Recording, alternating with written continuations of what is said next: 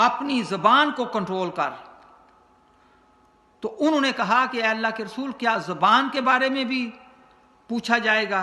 تو فرمایا کہ ہاں، بہت سارے لوگ جو ہیں وہ اپنے منہ کے بل جہنم میں زبان کی وجہ سے ڈالے جائیں گے. تو حضرات محترم، اللہ تعالی ہم سب کو زبان کی حفاظت کرنے کی توفیق عطا فرمائے.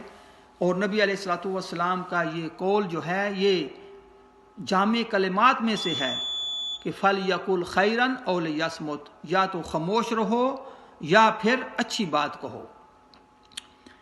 اسی طرح دوسری بات جو ہے وہ پڑوسیوں کے حقوق ہیں.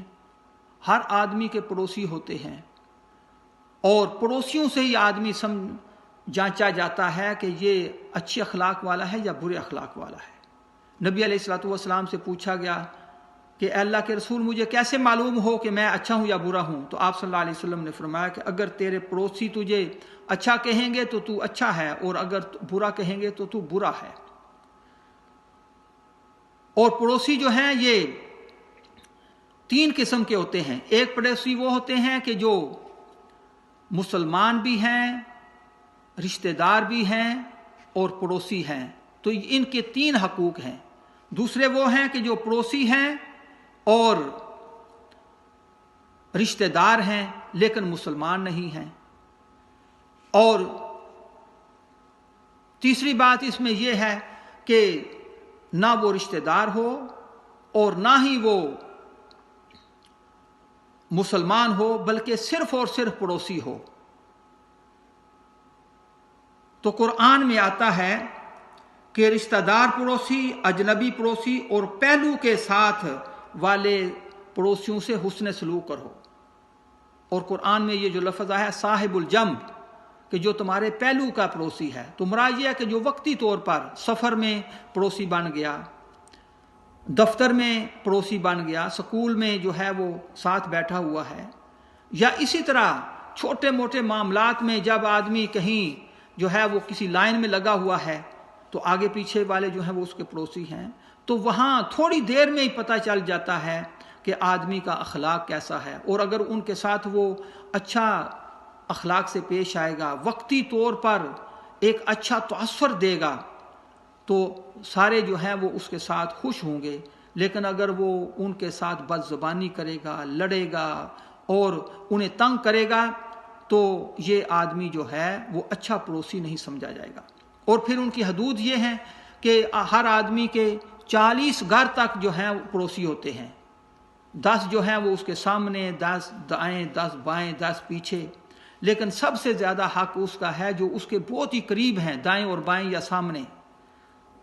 تو ان کو زیادہ پرائرٹی دینا اور ان کے ساتھ اچھا سلوک کرنا یہ بہت ہی اہم صفت ہے. اور یہ ہے بھی بڑی مشکل. بے شمار لوگ ہیں کہ جو ادھر ادھر جو ہیں وہ بہت اچھے اخلاق کا مظاہرہ کرتے ہیں، لیکن اپنے پڑوسیوں کے ساتھ ان کی کبھی بھی بن نہیں آتی. اپنے پڑوسیوں کے ساتھ وہ کبھی بھی جو ہے وہ اچھے اخلاق سے، سلوک سے پیش نہیں آتے. کیونکہ ایسا ہوتا ہے کہ ابتدائی میں کوئی ایسا موقع آ جاتا ہے کہ جس سے ہمیشہ ہمیشہ کے لیے جو ہے وہ انسانوں کے دلوں میں گرج پیدا ہو جاتا ہے، بغض پیدا ہو جاتا ہے. تو اس لیے نبی علیہ الصلوۃ والسلام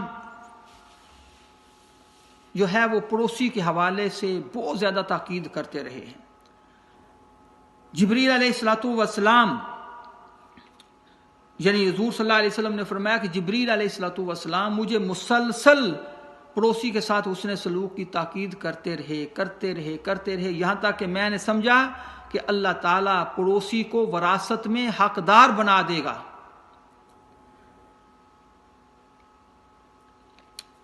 البتہ یہ ہے کہ پڑوسیوں کے جو حقوق ہیں وہ ادا کرنے چاہیے، نیبرز کے جو حقوق ہیں وہ ادا کرنے چاہیے. اور ان میں سے جو حدیث میں آئے ہیں کہ وقتاً فوقتاً انہیں ہدیہ دینا چاہیے، ان کی اخلاقی اور مالی مدد کرنی چاہیے. اسی طرح اگر قرض مانگیں تو قرض دینا چاہیے، اگر بیمار ہو جائیں تو بیمار پرسی کرنی چاہیے، اگر کوئی خوشی کا موقع ہو تو اس میں شرکت بھی کرنی چاہیے اور مبارک بھی دینی چاہیے. اگر انہیں دکھ یا تکلیف پہنچے تو اس کے ساتھ اظہار افسوس کرنا چاہیے، اور اگر انہیں کوئی بلائی پہنچے تو اس پر جو ہے انہیں مبارک دینا چاہیے. ان کے رازوں کی حفاظت کرنی چاہیے، یعنی پردہ پوشی کرنی چاہیے، اور اسی طرح ان کو تکلیف اور دکھ نہیں دینا چاہیے۔ تو نبی علیہ الصلوۃ والسلام نے فرمایا کہ وہ ایماندار نہیں ہو سکتا، وہ ایماندار نہیں ہو سکتا، اللہ کی قسم وہ ایماندار نہیں ہو سکتا۔ پوچھا گیا کون؟ اے اللہ کے رسول؟ تو آپ صلی اللہ علیہ وسلم نے فرمایا کہ وہ آدمی جس کا پڑوسی اس کی شرارتوں سے محفوظ نہ ہو۔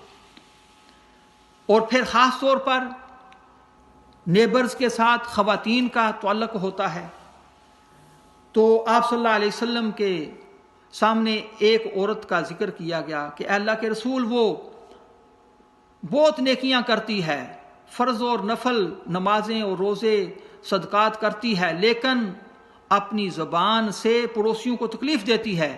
تو آپ صلی اللہ علیہ وسلم نے فرمایا کہ وہ دوزخ ہی ہے، جہنم میں جائے گی۔